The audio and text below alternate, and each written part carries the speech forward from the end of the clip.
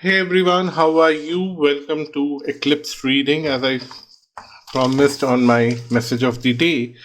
So, I just wanted to briefly give you astrological update and then I'm going to do sign wise tarot reading for each sign. First of all, the eclipse is already over today in the afternoon, Finnish time, and I'm recording it in the evening because, again, I'm not very good with timings. Most of my followers know that, but luckily eclipse energy lasts for 6 months till next eclipse. So it might be still a good idea to record these videos and upload them because it will guide you for next 6 months. So this eclipse is a special one because it's happening after 580 years. This is eclipse where the eclipse lasts for very long because the distance between Earth and Moon is way too much. Because of that, the eclipse time lasts for very long, and that's why it brings different kind of changes in different people's uh, life. Anyhow, eclipse is a very and this one is a full eclipse also. So I've just noted the position of few prominent planets that are playing an important role. Of course, Sun, Moon, Rahu, and Ketu, they play a very important role in any eclipse.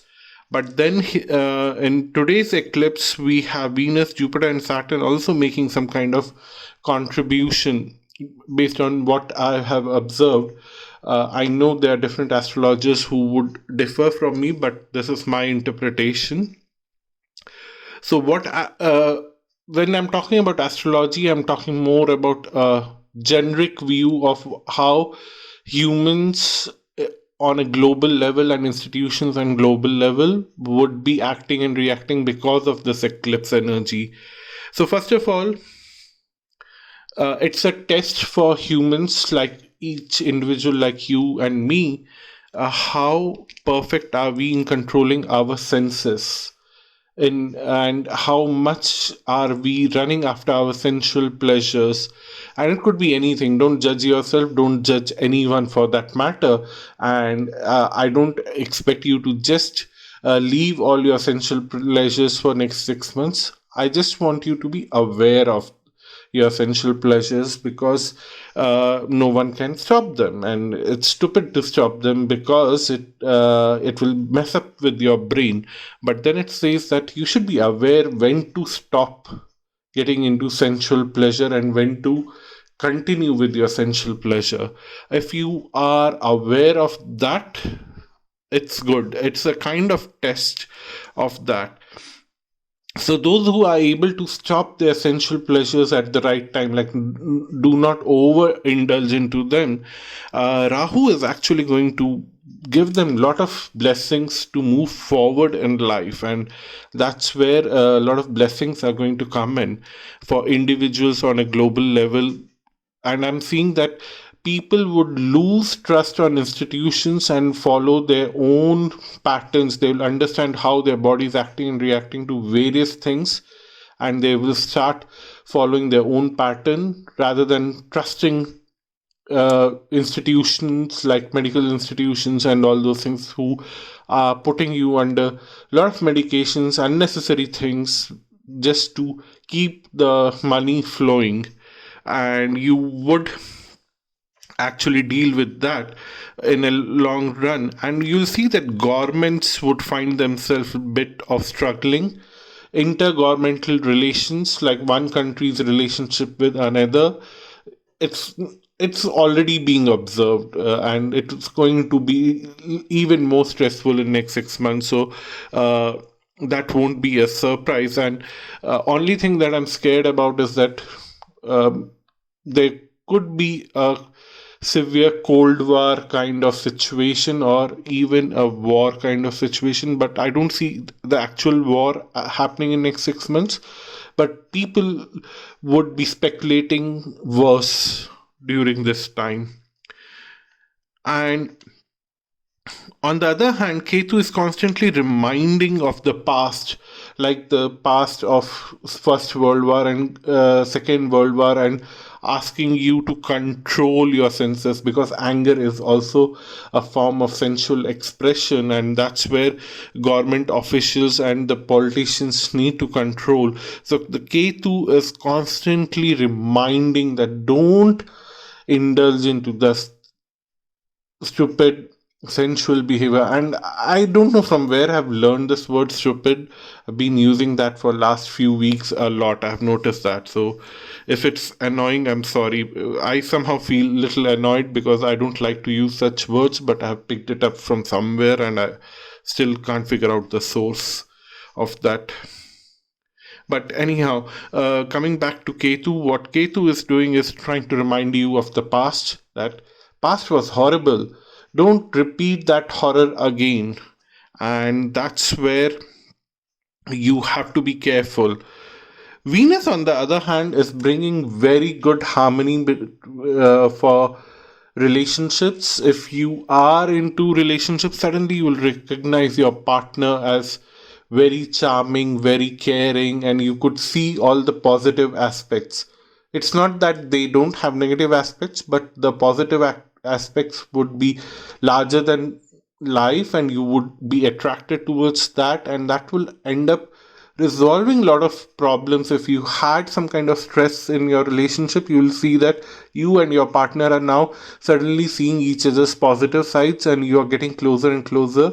And by the time the eclipse energy ends after 6 months, you will realize that the negative things are very minor things and they don't even matter.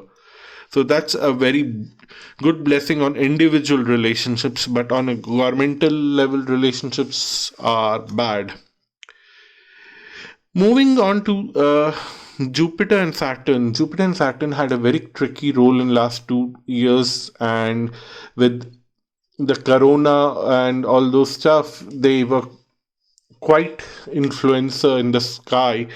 And many astrologers have spoken about that, so I won't get into what they have been doing in the sky, how they're influencing us, but what I'm going to talk about is what they're going to do in future. On one hand, Saturn now is trying to move the consciousness beyond this time and space where there's a lot of suffering and there's a lot of pain, and giving hopes to people to see things beyond here.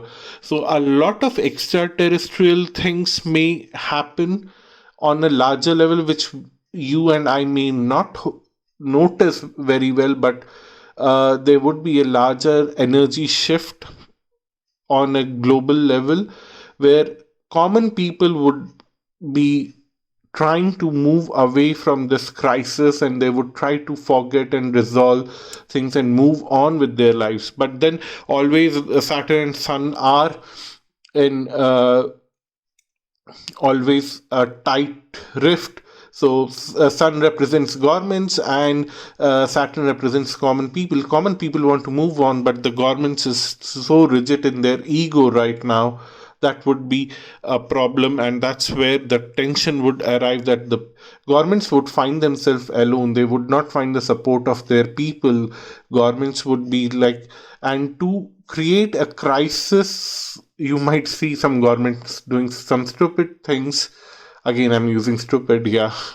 Some crazy things to get attention from their people, and that's where they would indulge into tough fights with neighboring countries so that they get some attention, that they and they divert the attention, that they have neglected a lot many things within the country, but now there's a time of crisis where they have to deal with another country, but everything would be created because of ego. On the other hand, Jupiter is trying to set up an whole new pattern. Jupiter is going to change signs day after tomorrow.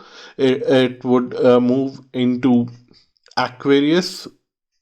It's already in Aquarius from tropical zodiac, but in sidereal zodiac, it's going to move in Aquarius, and where it will start bringing a new conversation. Let's create a new world where we don't need a lot of stress, where we don't need a lot of pressure, and that's where Saturn and Jupiter would change the equation and try to bring a new way of thinking where people are a little more comfortable about sharing things with each other and helping each other little more. Like if you see pre COVID situation, people were very independent. At least in bigger cities, you would see that nobody would know their neighbors. Nobody would stop for a minute to help someone on the sideway path or on the subways.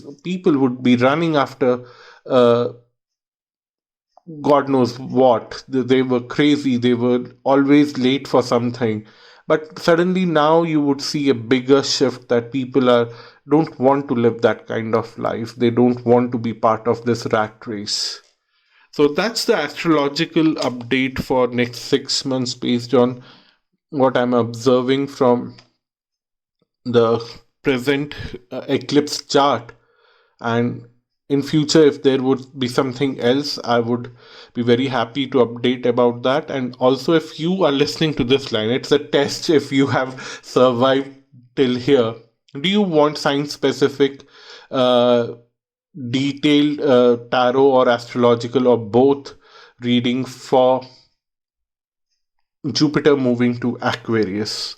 If you want that, please leave a comment. And if I get few comments, then I would definitely do that. But do those readings. But it would be little time from now, a week from now. It's actually moving on 21st of November, but I'll uh, post them before the month end because that transit lasts for 1 year, so it's worth it. If you are really interested in that, then it will guide you for next 1 year. Thank you so much for watching this video, and now you will have the tarot reading after this part. Thank you. Bye bye.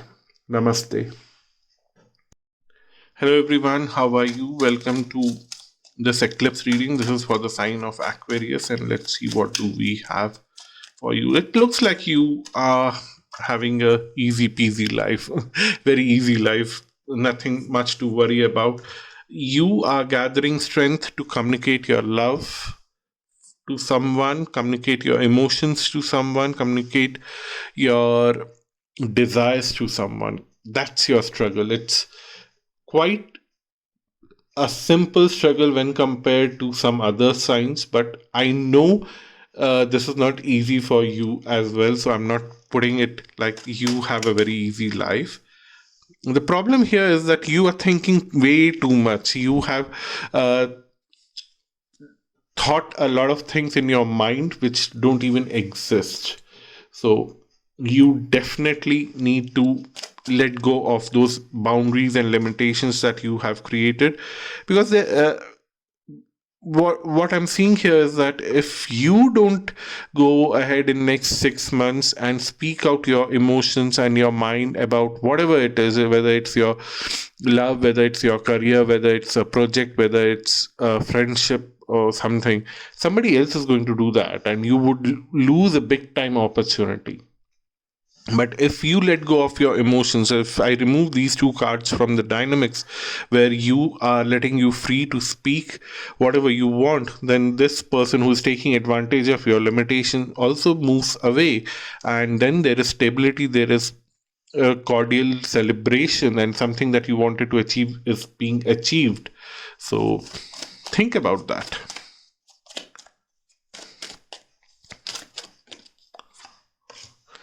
And then there is even more fear. That's what I'm seeing here. So there's a lot of fear in your mind, and you, even though I'm trying to build up that confidence that you need right now, the cards are telling that my words are not supporting, they're not helping you, and I see there's a lot of fear. And let's see what the cards reveal, how to deal with that fear. I don't know why are you behaving in this way or thinking this way. Uh, you want to be in the spotlight in your own terms and conditions, and that's where the problem is, that you would never find a perfect situation to do anything. And that's the problem. You cannot reach that perfection. If you can reach that perfection, you won't be incarnated as a human. You need to keep going forward. You cannot juggle between perfection and your own ego, and because sun can also be ego in combination with strength here. Both are very much representative of Leo energy, and you are super super confused between perfection and uh, your ego. And the cards are telling, follow your passion. That's the most important thing here. Follow your passion, let go of your ego, let go of your restrictions. You would only act if the situation is that much cordial for you, and that kind of comfort is like, then where is the warrior energy? That's what they are saying. Leos are supposed to be warriors also, right? So where is that warrior energy? You cannot wait for that perfection. You have to create that perfection by taking charge of the situation. And when you follow your passion, you would start celebrating your life even more, and that would help you to move away from the limiting boundaries that we saw here, and the emotional baggages that you carry. There are a lot of emotional baggages that you're carrying that are limiting you in taking the steps forward. So you would this a small celebration, a small success, a small initiative will help you to remove all the emotional baggages that you are carrying right now.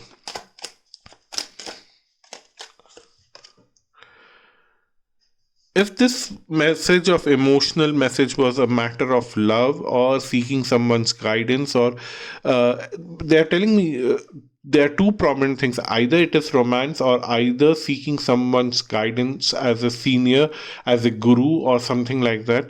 You need to go and speak your mind, and it will work out in either ways. So two of cups is somehow, which is little weird, because it says usually it's a romantic card, but then they're telling me that for some of you it's not about romance. For some of you it's seeking guidance from a very respectable person, and you are not able to do that, but you need to go and ask. Don't wait for the right time, because somebody else will go and ask, and then the guru or this romantic interest of yours would be so engaged with the other person that they won't have time for you, and that's not the thing that you are seeking. What the cards here are telling is that take a step outside your home. It may feel that it's very cold out there. People will make fun of you. It may feel that people may reject you. Doesn't matter. You will find your passion. See, we have two wand cards, page of wands and queen of wands. It says that you would find your passion, you would know how to nurture it, and you would become very comfortable in nurturing that. And this card was sticking out. It can't be a joke.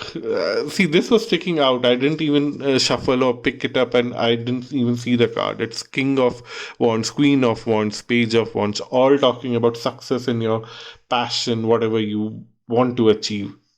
So now I think you have overcome your fear, and you have found your confidence. Also, this is a close match, Moon and Sun, talking about romance. And again, for those who are looking for some kind of senior associate or guru or someone of that kind who can guide you, this is a close match. This Queen of Wands and King of Wands coming next to each other is a close match, and then Two of Cups coming is a close match. So there's no escape from this. Only thing is that you need to overcome your own limitations.